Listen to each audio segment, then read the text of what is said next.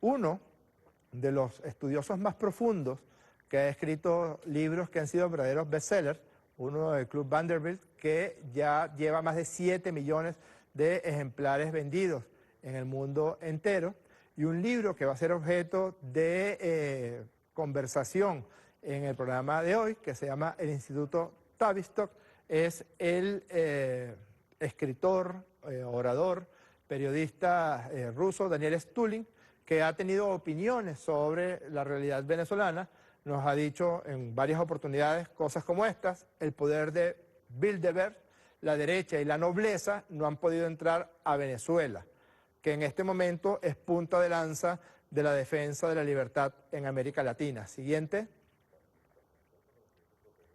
Venezuela garantiza que el continente siga siendo independiente, especialmente del gobierno norteamericano. La siguiente. El presidente Hugo Chávez tiene que ganar sí o sí, eso refiriéndose a las elecciones del año 2012. Si gana la derecha, aquí va a haber un baño de sangre. Eso lo aseguran los propios analistas del Departamento de Estado norteamericano. Este hombre, Daniel Stulin, autor del Club Bilderberg y autor del Instituto Tavistock, entre otros libros, todos ellos verdaderos bestsellers, se encuentra de paso por Venezuela y accedió a ser nuestro invitado especial en el programa de hoy de La Política en el Diván. Muy complacido de tenerte hoy aquí, Daniel. Gracias por la invitación. Gracias. Daniel, una pregunta antes de irnos al corte. ¿Quién controla el mundo? Wow. Esta pregunta empezamos. Desde luego no los que pensamos que controlan el mundo, es decir, los presidentes de los gobiernos como el presidente estadounidense, primer ministro de Canadá, presidentes europeos, primer ministros de esos países, no pintan absolutamente nada. Son chicos y chicas que sirven café a la gente muchísimo más importante. Yo creo que tiene que ser obvio a cualquier ser pensante que los verdaderos dueños del mundo son absolutamente invisibles. Aunque podemos hablar de gente o los nombres como los Rockefeller, los Rothschild, el hecho de que conocemos sus nombres, la gran mayoría de las personas en el mundo saben quién es David Rockefeller y compañía. Lo descalifica de ser una persona importante. Es popular, famoso, pero es distinto de ser poderoso, porque la gente verdaderamente poderosa en la historia del mundo son totalmente invisibles. Si buscamos sus nombres en Google, no existen. Este es el poder del mundo. Y entre estos poderosos, yo pasé 3 años y medio investigando, digamos, el poder en la sombra, los antepasados del Club Bilderberg. Y te puedo decir que cuando estamos hablando del poder, podemos remontar unos 1000 años en la historia. Ya va, Daniel, que 1000 años en televisión tenemos que pasarlo en pocos minutos.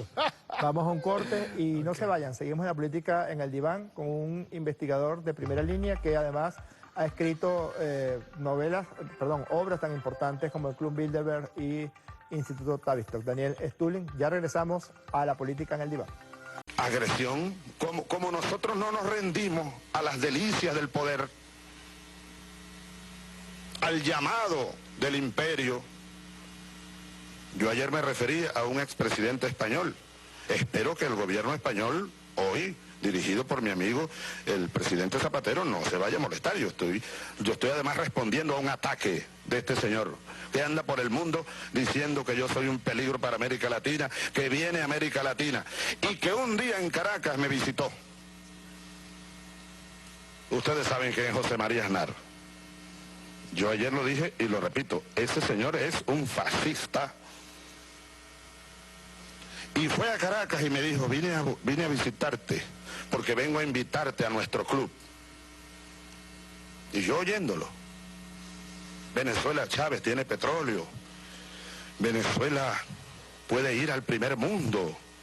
Basta que tú decidas, tienes un fuerte apoyo popular, político. Bueno, acabamos de ganar las segundas elecciones y la constituyente y aprobar la nueva constitución con más del 60% de apoyo popular. En fin, él venía a invitarme de parte del club, pero que yo tenía que dejar las relaciones con Cuba, que no era buena esa amistad mía con Fidel. Le pregunto, mira, ¿y Haití? ¿Qué opinas tú? ¿Y Centroamérica? ¿Y África? yo voy a pedir perdón porque yo voy a decir la palabra exacta que me dijo Aznar y pido perdón a la opinión pública, pero la voy a decir. Me dijo, Chávez, esos se jodieron. Se jodieron. Aquel hombre allí develó todo el rostro horrible del fascismo, racismo y todo lo demás. Por supuesto, nosotros en Venezuela seguimos nuestro camino, no entramos a ese club, porque somos humanos. Y los fascistas no son humanos, tienen forma humana, pero no son humanos. Yo creo que una serpiente es más humana que un fascista o que un racista. Un tigre es más humano.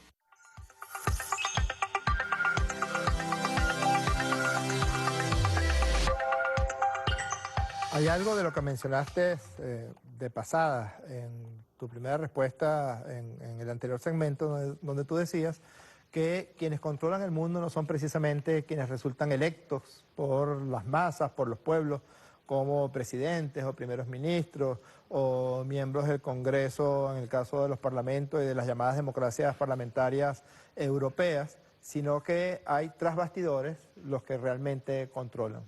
Creo que el concepto de democracia no existe, es decir, en un país democrático que sea Estados Unidos, Canadá, Inglaterra, etcétera, etcétera, hay partidos políticos, pero todos los partidos políticos están controlados por estas fuerzas supranacionales, como por ejemplo, yo tengo 10 dedos, imaginemos que cada dedo es un partido político. Ahí están las elecciones, ¿qué partido te gustaría elegir? ¿Ves? Pero todos estos están controlados por una persona, que soy yo. Y este nivel supranacional, al fin y al cabo... Mira, una película de James Bond que salió hace pocos meses, que se llama Spectre, ¿no? Que tiene el símbolo del pulpo, el octopus. Entonces, ahí te diría yo que es lo que más se acerca a la verdad de la gente que controla el mundo. Estas entidades totalmente efímeras, desconocidas para el 99,999% de la población. Si yo diría, por ejemplo, estábamos hablando de los raíces del Club Bilderberg remontan a 1000 años atrás en la historia, a la nobleza negra veneciana. Yo no sabía que existía esa gente hasta que pasé 3 años y medio investigando en la Biblioteca Nacional de Florencia, en Italia, encontrando en los antiguos libros notariales del siglo XIII, XIV, la gente que compraban y vendían terrenos hace 700 años atrás. Y daba cuenta que empezaba a calcular los nombres de las personas y las hectáreas que estaban comprando, que familias como, por ejemplo, los Frescobaldi, que digamos es la raíz de todas las familias reales de Europa.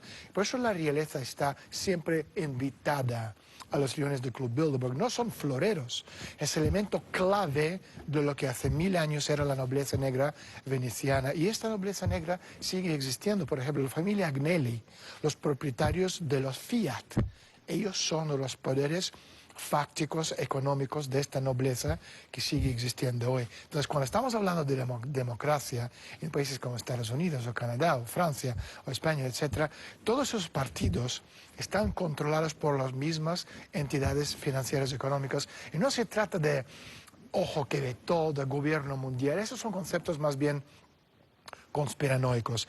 El concepto en sí es empresa mundial S.A., poderes fácticos financieros que tiene mucho más poder que cualquier gobierno en la Tierra. De hecho, lo estamos viendo ahora mismo. Como al fin y al cabo, no es ni Canadá ni Estados Unidos, son las grandes entidades financieras como Goldman Sachs y compañía, que tienen sus hombres clave en todas las instituciones de poder. Fondo Monetario, Banco Mundial, Reserva Federal, como se llama, Banco Central Europeo. Etcétera, esos son los etcétera. instrumentos que utilizan estos miembros del Club Bilderberg para controlar. Además, estos poderes fácticos que están mucho más por encima que los Rockefeller del turno. Porque vuelvo a repetir, si te miras en Google, Frescobaldi, no existe nada, ninguna referencia sobre ellos. Este es el verdadero poder. Cuanto más apareces en los medios de comunicación, menos importancia y trascendencia uno tenga a nivel del poder verdadero. y las guerras las deciden ellos, no los países. Los países, al fin y al cabo, todo cuando estamos hablando, lo que tú estabas diciendo antes, ¿no? En el primer segmento, que era fascinante, y te felicito porque el programa es verdaderamente uno de los pocos programas en televisión, no solo en Venezuela, a nivel mundial, que aportan un elemento humano de la cultura clásica, platónica y socrática al entendimiento del funcionamiento de las cosas. Por eso, viendo el programa es fascinante hasta qué nivel uno se involucra en lo que estás contando. Es totalmente cierto, al fin y al cabo, todo esto se hace, se controla desde instituciones del poder. Cuestión no es que hay 4 viejos mal paridos sentados en una sala oscura cogiéndose de la mano, mirando una bola de cristal, planificando el futuro del mundo. El mundo es mucho más complejo que eso. Pero lo que desde luego es cierto, si yo puedo controlar un tipo en el Fondo Monetario, presidente, uno en Reserva Federal, uno en el Banco Central Europeo, uno o dos en la política europea a nivel de instituciones, que puede ser Parlamento Europeo en sí, lo mismo en Estados Unidos que en otros países, a través de estas organizaciones y tratados enmarañados, que sean fondos de inversión, que sean los fondos Butri, que sean los ONGs, think tanks, fundaciones, todas las personas que están dentro es un club. No tiene que ser porque Club Bilderberg, tienes Club Bilderberg, Comisión Territorial, Consejo de Relaciones Exteriores, Davos. O sea, y cuando estamos mirando, si le cogemos un año como 12 meses, ¿sabes? Empezamos por Davos, que es la primera gran reunión del año, finales de enero. Después, en febrero, tenemos Comisión Territorial Américas. Después tienes G7 o G8 o G7 en marzo. Después tienes en abril, ¿cómo se llama? El Consejo de Relaciones Exteriores. En mayo tienes Bilderberg. En septiembre tienes, ¿cómo se llama? La reunión del Fondo Monetario y Banco Mundial. Y todas estas reuniones, más las reuniones de Consejo de Europa, etcétera, etcétera, son cientos de reuniones. Pero no hay esta eminencia gris que lo está llevando. No hay un tipo, como vemos en la película, con cicatriz, con acento alemán. ¿Sabes? No, pero desde luego las decisiones que se toman en una de esas reuniones, que puede ser Davos, van pasando, van moldeando de una reunión a la otra, usando los medios de comunicación de masa. Que están controlados también. Totalmente, por supuesto que sí, porque ¿cómo se controla los medios? La gente tiene que entender, no es que llama Rockefeller o Kissinger o uno de estos, Zbigniew Brzezinski, o presidente de Estados Unidos, y dice al presidente, el consejero delegado de New York Times, lo que tiene que decir. No funciona así. Pero los grandes medios de comunicación viven, sobreviven o mueren basado en el valor de sus acciones.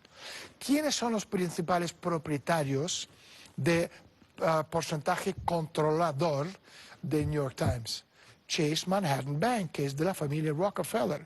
¿Por qué la familia Rockefeller querrá tener 5% de un medio como New York Times? Porque si tú tienes 5% del medio, controlas el contenido.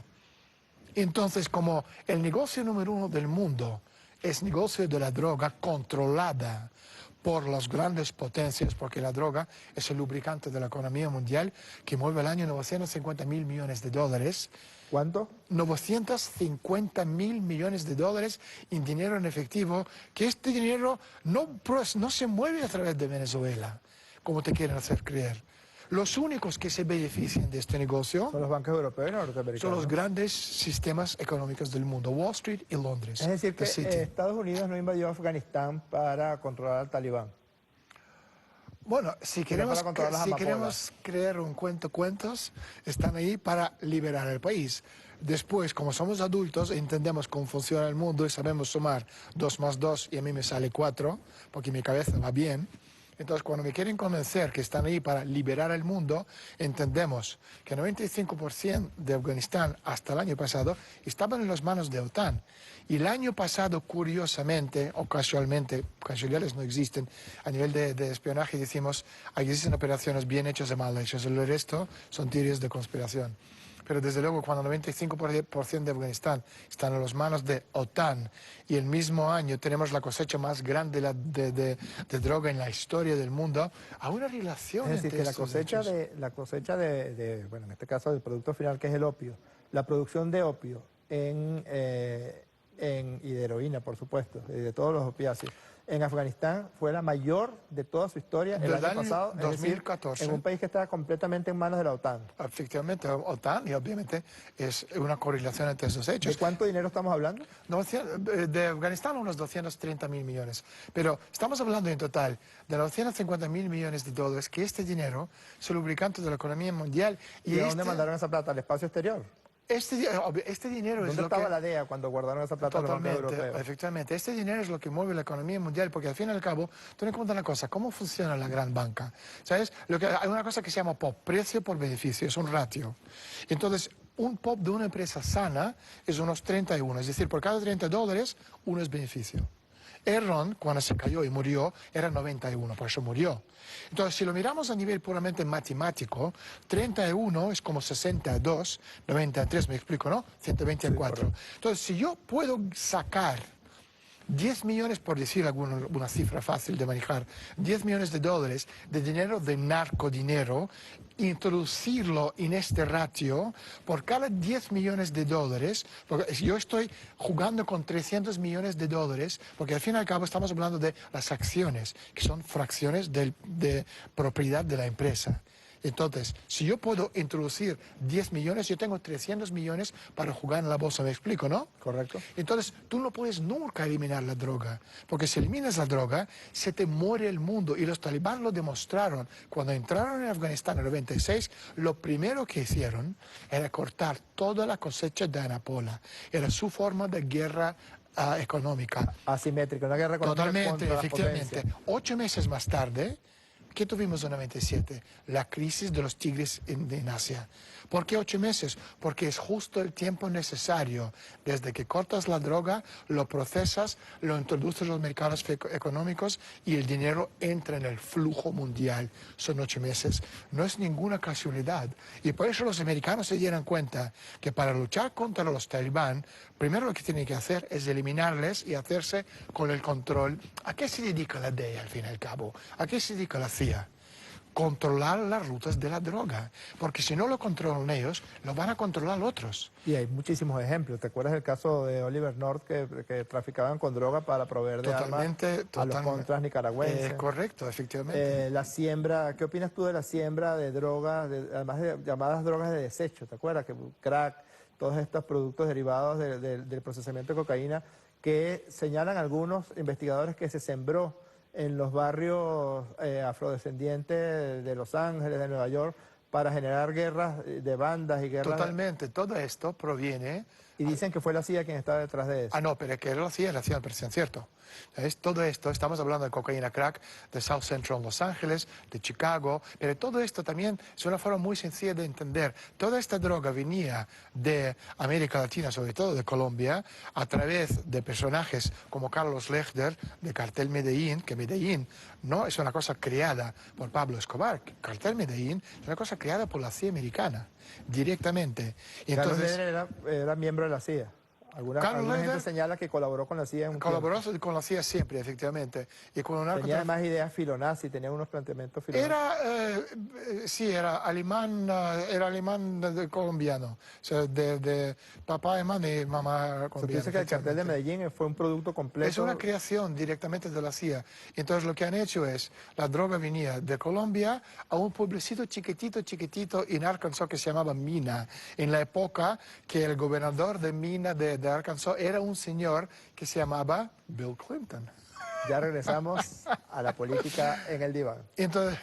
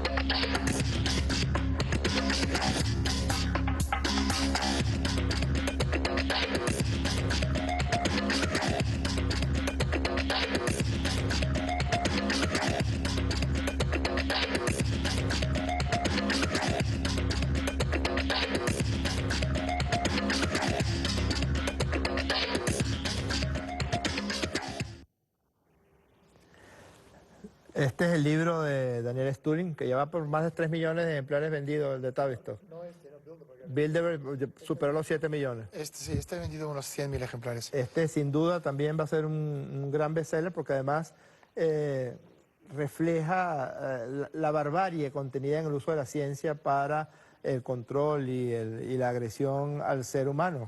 La ciencia médica, que debería ser la ciencia por excelencia para el cuidado del ser humano, ha sido utilizado a todo lo largo de la historia de la medicina también como un instrumento para hacer mal, como un instrumento para controlar, como un instrumento para dañar.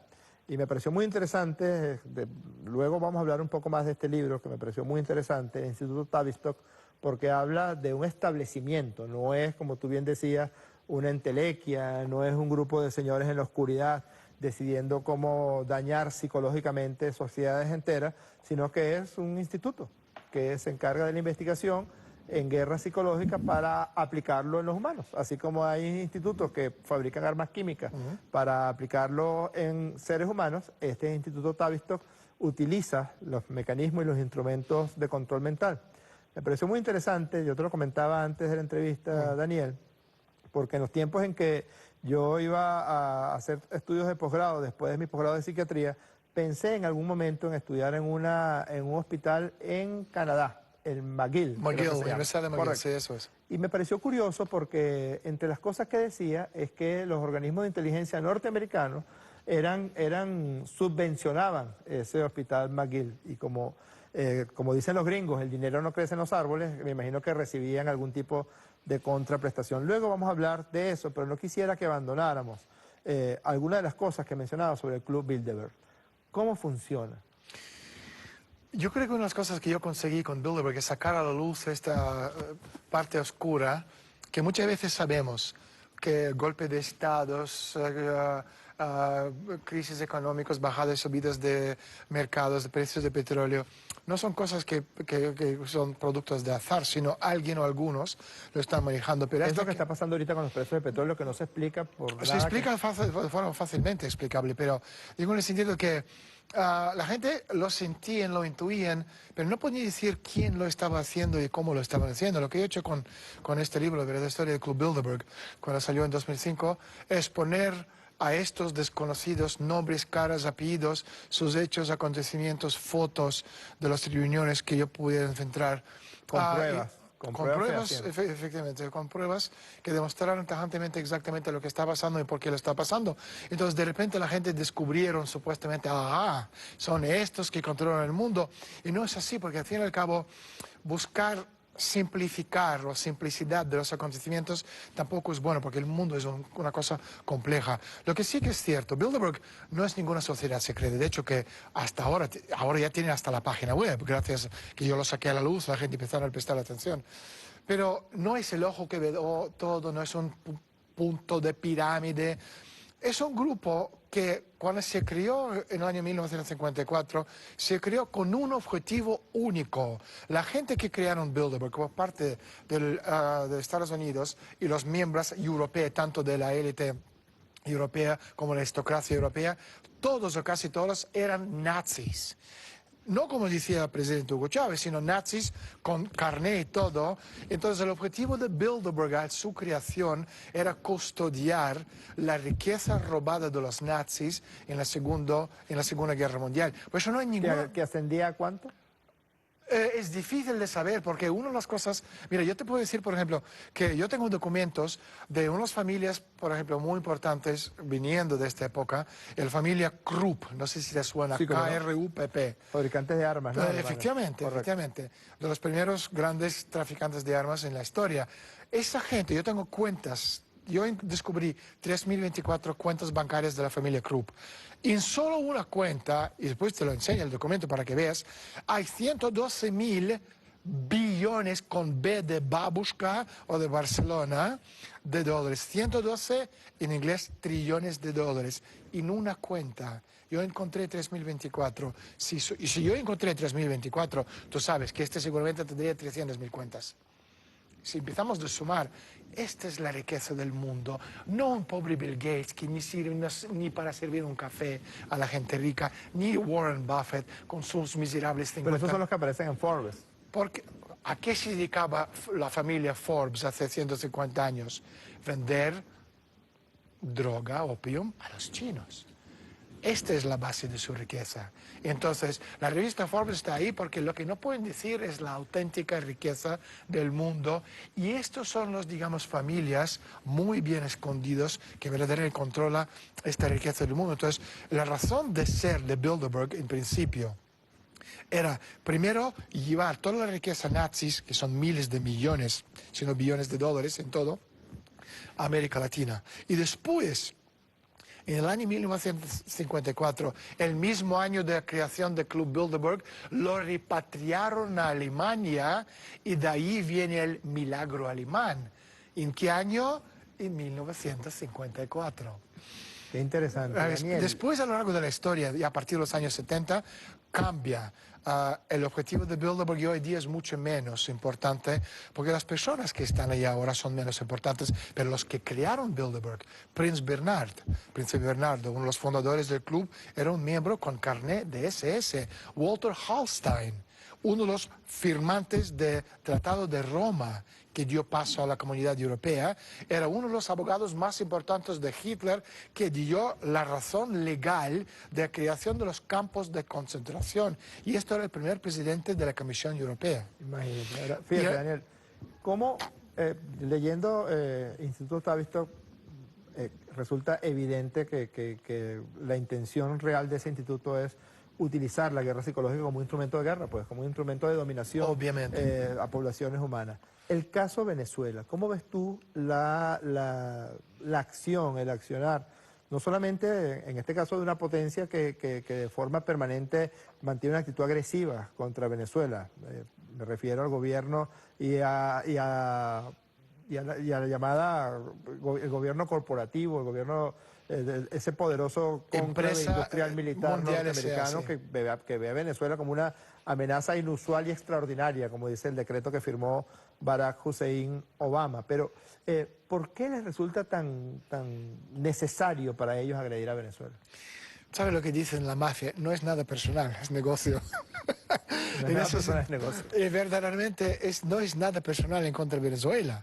Es concepto que Venezuela, por suerte, por desgracia, tiene recursos naturales que él necesita, que es el caso del petróleo, su situación geográfica, una población unida alrededor de un concepto de ideología, como entiende lo que es un Estado-nación libre e independiente, que no juega el juego de los americanos. Me hablabas de los símbolos. ¿Cuál es la intención? Los símbolos es una cosa, a nivel ya psicológico, es una cosa visible. En Estados Unidos los símbolos son torres gemelas. ¿Cómo se llama? En Irak, cuando derribaron la estatua de Saddam Hussein, también es un símbolo. En Venezuela, estamos hablando, estoy comentando antes del programa, ¿no? ¿Cuál es el símbolo? Es el ejército. Es la única fuerza unida, homogénea, que puede proteger el país contra cualquier elemento exterior, externo o interno.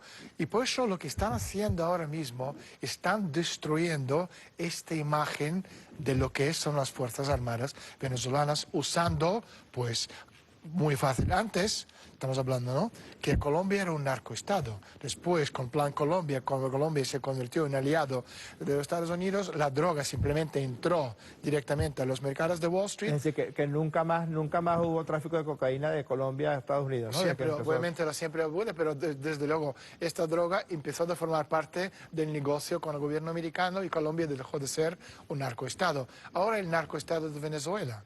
¿Okay? Y lo que están diciendo cuando están hablando de los generales del ejército, la famosa, ¿cómo se llama?